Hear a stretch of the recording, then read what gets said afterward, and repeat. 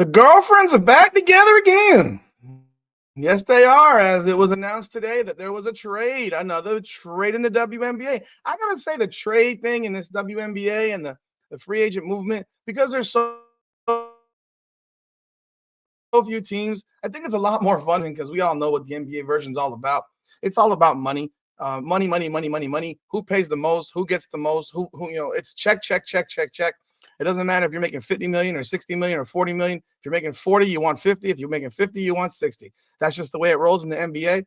So you don't typically see guys take pay cuts to go play with a team that they actually want to play with, or a situation where they want to be in. They just want the biggest check possible, despite whether or not it's about winning or not.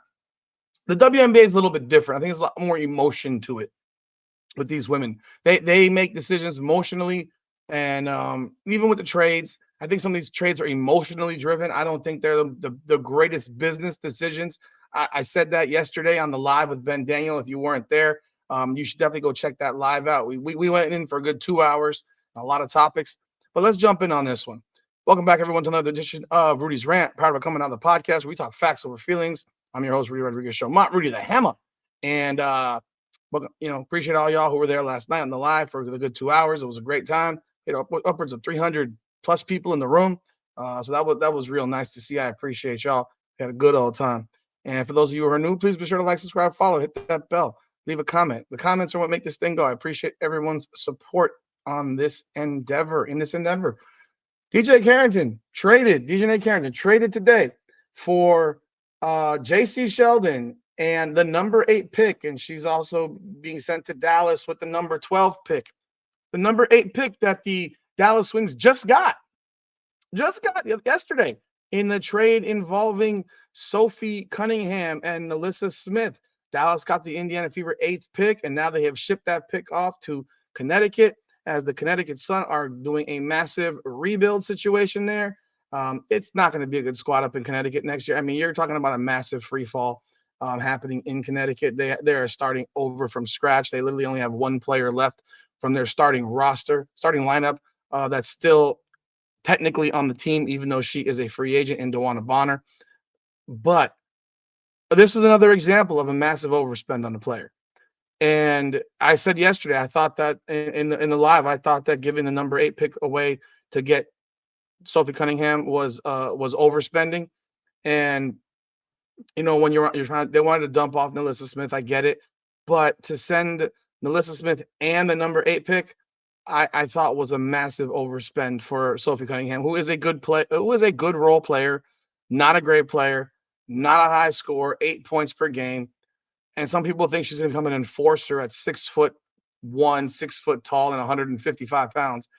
She's not an enforcer. I mean, yeah, she has a passionate and fiery attitude, and she wants to go for it at all times, which I can appreciate, no doubt about that.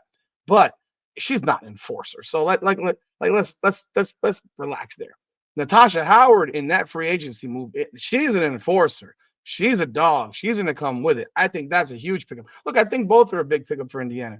But when you look at the situation with Dallas, again, overpay. You gave up the 8th pick to get DiJonai Carrington and the 5th pick of last year's draft, Jacy Sheldon.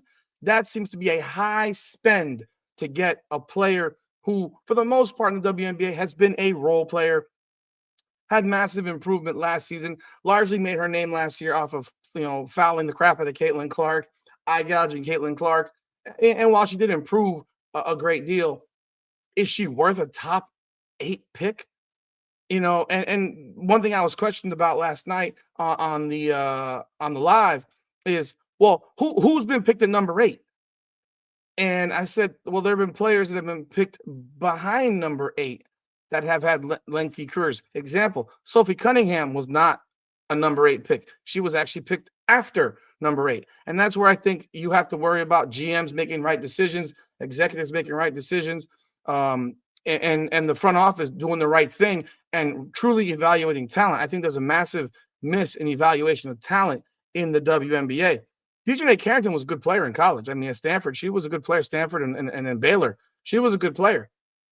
Now, she's a role player level player in the WNBA. She wasn't a star level player at Stanford or Baylor, but she was also the number 20 pick. So you can get value at 8. You just have to do a better job drafting. It's not that complicated to me.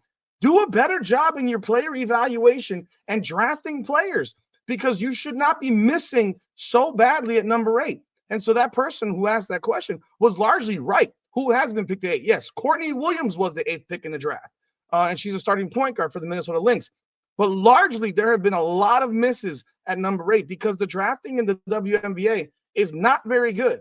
They have had entire draft classes that have been cut inside of 1 year in the WNBA. I think it is the 21 class, the 20 class. There's no one left in the league that was in that class. So you have to be better in your player evaluation, your talent evaluation, and really look for people that can make a difference on your roster, and fit with your roster. And I think that's a major component to any draft, is that you get what works for your team.